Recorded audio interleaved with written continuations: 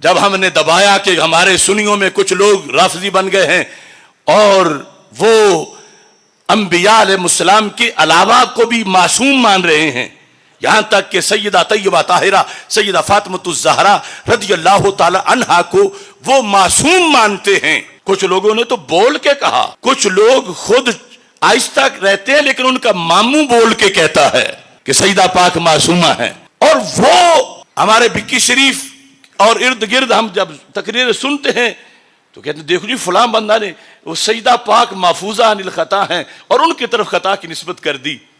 ان پڑھوں کو اتنا نہیں پتا کہ محفوظ کا مطلب یہ ہوتا ہے کہ جس سے خطا کا صدور تو ہو مگر وہ باقی نہ رہے۔ یعنی کچھ تو مانتے ہیں نا کہ لفظوں میں معصوم، کچھ محفوظ بول کے معصوم مانتے ہیں، یعنی محفوظ کی ڈیفینیشن آج تک نہیں آئی کہ محفوظ جب اللہ نے حفاظت کر رکھی ہے تو پھر ان سے گناہ کا صدور ہو ہی نہیں سکتا، پھر خطا کا صدور ہو ہی نہیں سکتا۔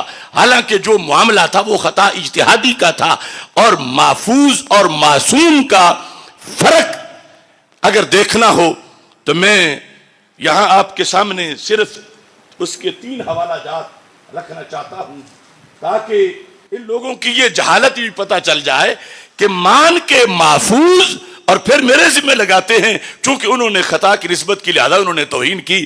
حالانکہ محفوظ کی طرف خطا کی نسبت توہین کب بنے؟ جب حدیث میں معصوم کی طرف بھی، آیت میں معصوم کی طرف بھی ہے اس اجتہادی کے لحاظ سے، تو محفوظ کی طرف کیسے بنے؟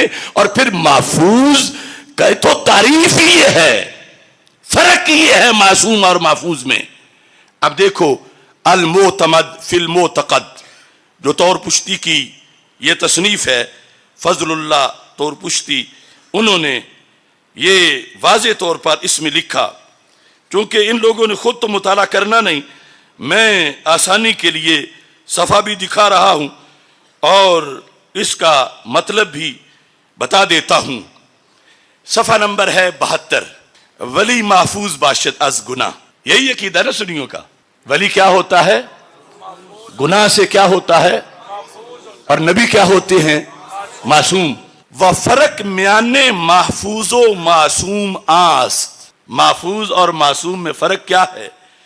کہ معصوم را ارتکاب گناہ نبوت، معصوم را ارتکاب گناہ، کہ معصوم سے گناہ کا ارتکاب ہی، اما محفوظ را ارتکاب گناہ بود، یہاں لفظ خطا بھی نہیں، لفظ گناہ ہے۔ بات کس کی ہے؟ محفوظ کی۔ محفوظ را ارتکاب گناہ بود بر سبیل ندرت، یہ نہیں کہ وہ روز گناہ کیے ہوئے ہوں، نادر نادر نادر۔ اب 1000 دن میں سے 1 دن بھی نادر ہی ہے، 5 دن بھی نادر ہی ہے۔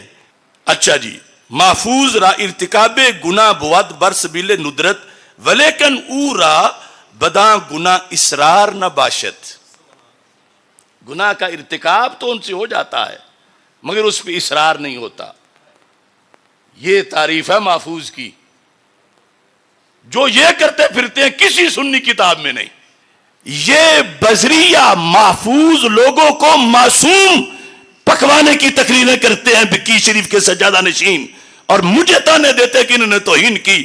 کہیں کتاب لائیں کوئی ایک کہ جس میں جو یہ محفوظ کی تعریف کرتے ہیں وہ لکھی ہو۔ ہمارے ائمہ نے یہ تعریف لکھی ہے، اور یہاں تو لفظ گناہ ہے، اس کی بات ہی نہیں، تو خطا تو نیچے ہے بہت۔ ابھی ہم نے کتنا فرق بیان کیا کہ محفوظ سے گناہ کا بھی نادر طور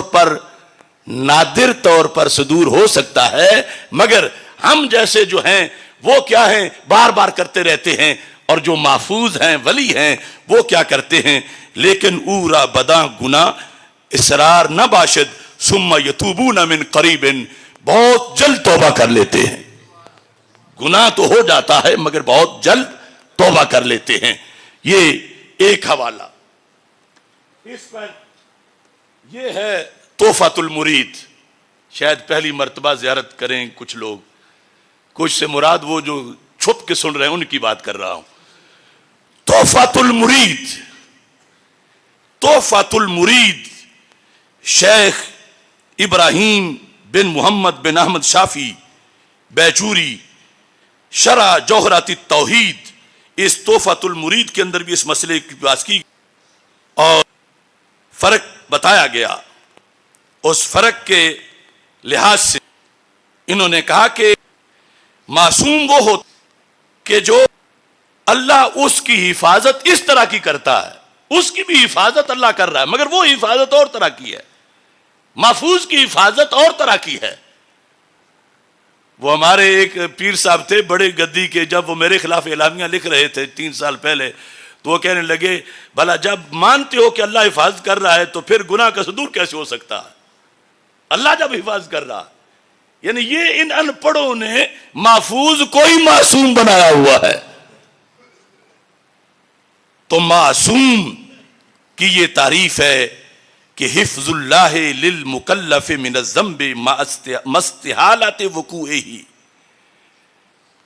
کہ وہاں ذنب کا پایا جانا ہی محال ہے. معصوم وہ ہے, اس کی ایسی حفاظت ہے کہ وہاں ذنب کا پایا جانا ہی, اور جو محفوظ ہے حفاظت اس کی بھی ہے مگر وہاں ذنب پایا جاتا ہے اور وہ پھر فوراً توبہ کر لیتے, اور جو بات ہے وہ تو ہے ہی ذنب سے بھی نیچے چیز کی, اور وہ خطا ہے, اور انہوں نے اس کو توہین بنایا ہوا ہے, جبکہ ان کی طرف جو قانون ہے اس کے مطابق ذنب کی نسبت بھی محفوظ کی طرف کر دی جائے تو پھر بھی توہین نہیں بنتی. ان ائمہ کے اصول کے المنہ القدسیہ علی الحکم العطائی, یہ تصوف کی کتاب ہے, اور اس کے اندر یہ لفظ لکھے ہوئے ہیں 82 صفحے پر, الفرق بین المحفوظ والمعصوم. اب ہم تو کھیر پکا کے دے رہے ہیں, یہ ساتھ حوالہ تقریر کے نظر آئے گا, علیحدہ سکین کر کے دے دیں گے تاکہ کم از کم یہاں سے ہی پڑھ لیں اور اپنے عقیدے کو برباد نہ کریں. کیونکہ اگر لفظ کوئی اور رکھ کے حقیقت کسی میں کوئی اور مانی جائے تو حکم تو اس حقیقت پہ لگتا ہے, لفظ پہ نہیں لگتا. اب نبی والا سارا درجہ کو کسی میں مانے اور کہ میں تو نبی نہیں کہتا, ویسے سارے اختیار وہی ہیں اس کو, تو لازم آئے گا کہ اس نے غیر نبی کو نبی مانا ہوا ہے.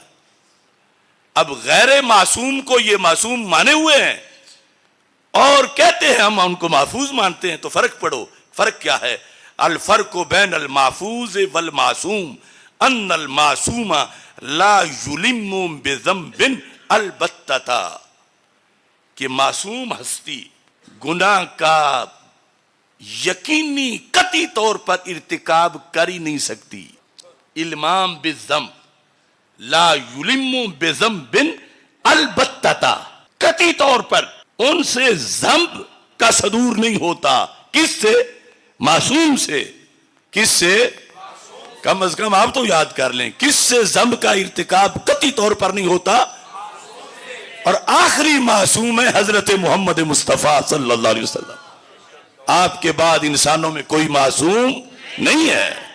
ان المعصوم والفرق ان المعصوم لا یلم بذنب البتہ, اور والمحفوظ قد تحصل له زلات, محفوظ سے زلات ہو جاتی ہیں, محفوظ سے زلات, لیکن لا یکون منہ اصرار, زلات ہو جاتی ہیں نادر طور پر مگر ان پر اصرار, بل یتوب من قریب, محفوظ ہستی بہت جلد توبہ کر لیتی ہے. لیکن یہاں زلات کا ارتکاب لکھا, زلات کا ارتکاب ان سے ہو جاتا ہے. اب یہ عجیب منطق ہے کہ دیکھو فلاں بندہ توہین کر رہا ہے, گستاخ ہے, کیا جرم ہے کہ اس نے ایک محفوظ ہستی کے بارے میں کہہ دیا کہ اس سے خطا ہو گئی. ارے محفوظ سے خطا ہونا یہی تو فرق ہے معصوم اور محفوظ میں. سمجھ آ رہی ہے نا؟ معصوم سے ذنب کا ارتکاب نہیں ہوتا اور خطا اتحادی تو ان سے بھی ہو جاتی ہے, معصوم سے بھی. اور پھر یہاں تو بات ہی محفوظ میں ہے, اور محفوظ کی تو تعریف ہی یہ ہے کہ اس کے بارے میں لفظ ذنب بھی لکھا گیا, زلات بھی لکھا گیا, خطا بھی لکھا گیا, کہ ان سے یہ نہیں کہ خطا ہوتی نہیں, کبھی کبھی ہو جاتی ہے مگر اصرار خطا پہ نہیں ہوتا، اور وہ بہت جلد توبہ کر لیتے ہیں۔ یہ تو ان کا اہل سنت کے نزدیک محفوظ کی ڈیفینیشن ہے۔ اب یہ جو مذہب ہے اہل سنت کا، یہ بیان کرنا یہ توہین کہاں ہے؟ یہ تو مذہب ہے۔ اس قدر جہالت نے آ کر آستانوں اور بعض مدارس اور بعض آستانوں، ہر آستانے کی بات نہیں کرتا، آستانے ہی تو ہماری قوت ہے، ہمیں ملا ہی سب کچھ آستانوں سے ہے، لیکن یہ صورتحال میں نے آپ کے سامنے صرف چند حوالے رکھے ہیں، کسی کو گالی نہیں دی۔ ہمارے میزبان سادات کرام ہیں اور ان کی شادی کا موقع ہے، لیکن پتہ چلا کہ انہیں کوئی بندہ آ کے تنگ کرتا رہا ہے کہ وہ آئیں تو یہ تو ہمارا ان سے یہ اختلاف ہے، تو میں نے کھول کے بیان کر دیا۔ اب اگر پنجابی میں کہتے ہیں ٹکر ساگ چاندہ دے تو جواب دے دیں۔